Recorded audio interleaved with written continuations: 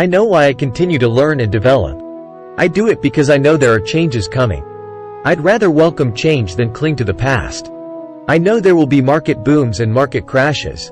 I want to continually develop my financial intelligence because, at each market change, some people will be on their knees begging for their jobs.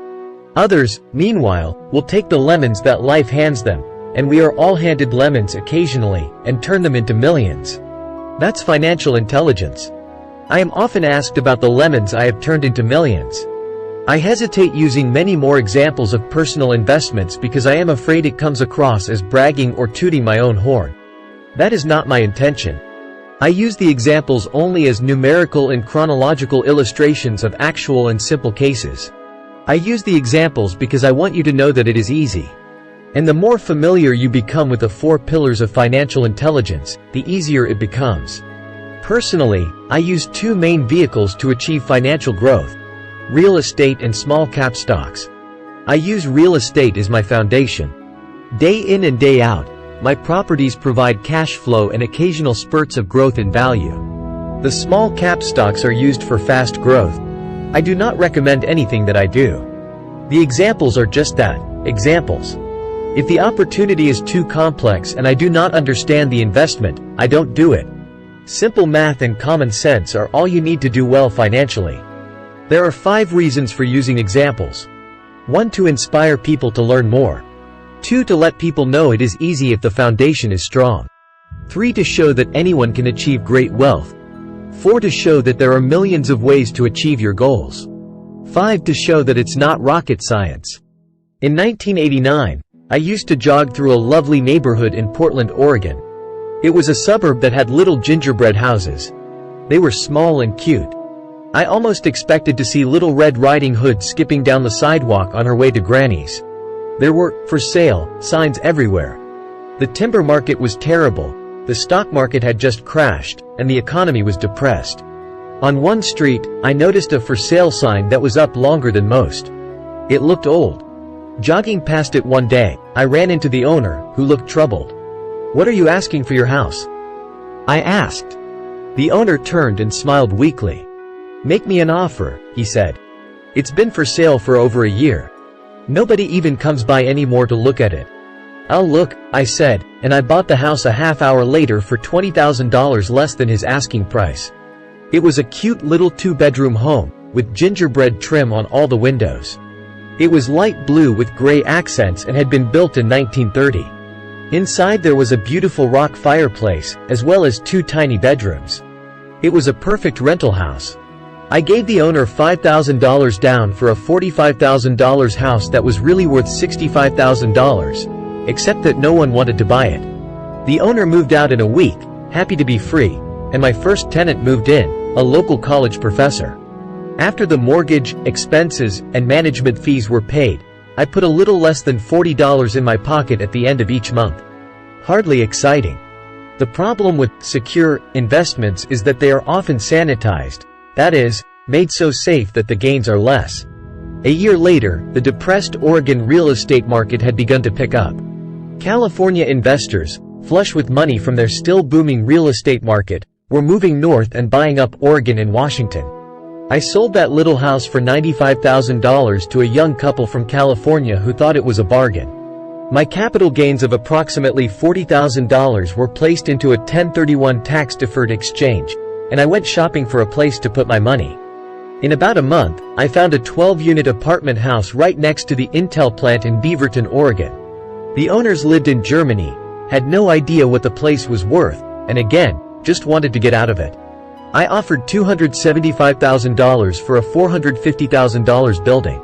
They agreed to $300,000. I bought it and held it for 2 years. Utilizing the same 1031 exchange process, we sold the building for $495,000 and bought a 30-unit apartment building in Phoenix, Arizona. We had moved to Phoenix by then to get out of the rain, and needed to sell anyway. Like the former Oregon market, the real estate market in Phoenix was depressed. The price of the 30-unit apartment building in Phoenix was $875,000, with $225,000 down. The cash flow from the 30 units was a little over $5,000 a month. The Arizona market began moving up and, a few years later, a Colorado investor offered us $1.2 million for the property. The point of this example is how a small amount can grow into a large amount. Again, it is a matter of understanding financial statements, investment strategies, a sense of the market, and the laws. If people are not versed in these subjects, then obviously they must follow standard dogma, which is to play it safe, diversify, and only invest in secure investments. The problem with secure investments is that they are often sanitized, that is, made so safe that the gains are less.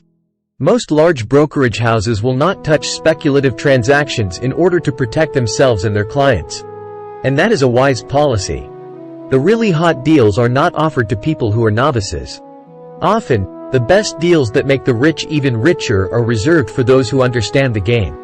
It is technically illegal to offer speculative deals to someone who is considered not sophisticated, but of course it happens. The more sophisticated I get, the more opportunities come my way. Another case for developing your financial intelligence over a lifetime is simply that more opportunities are presented to you.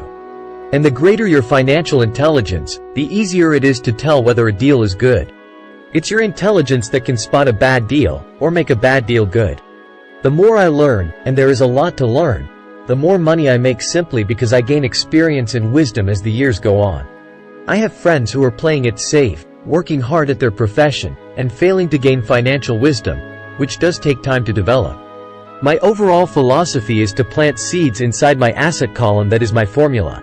I start small and plant seeds. Some grow, some don't. Inside our real estate corporation, we have property worth several $1 million. It is our own right, or real estate investment trust. The point I'm making is that most of those millions started out as little $5,000 to $10,000 investments. All of those down payments were fortunate to catch a fast rising market and increase tax-free. We traded in and out several times over a number of years. We also own a stock portfolio, surrounded by a corporation that Kim and I call our personal mutual fund. We have friends who deal specifically with investors like us who have extra money each month to invest. We buy high-risk, speculative private companies that are just about to go public on a stock exchange in the United States or Canada. An example of how fast gains can be made are 100,000 shares purchased for 25 cents each before the company goes public. 6 months later, the company is listed, and the 100,000 shares now are worth $2 each. If the company is well managed, the price keeps going up, and the stock may go to $20 or more per share. There are years when our $25,000 has gone to $1 million in less than a year. It is not gambling if you know what you're doing. It is gambling if you're just throwing money into a deal and praying. The idea in anything is to use your technical knowledge, wisdom, and love of the game to cut the odds down, to lower the risk. Of course, there is always risk. It is financial intelligence that improves the odds. Thus, what is risky for one person is less risky to someone else. That is the primary reason I constantly encourage people to invest more in their financial education than in stocks, real estate, or other markets. The smarter you are, the better chance you have of beating the odds. The stock plays I personally invested in were extremely high risk for most people and absolutely not recommended. I have been playing that game since 1979 and have paid more than my share in dues. But if you will reread why investments such as these are high risk for most people, you may be able to set your life up differently, so that the ability to take $25,000 and turn it into $1 million in a year is low risk for you.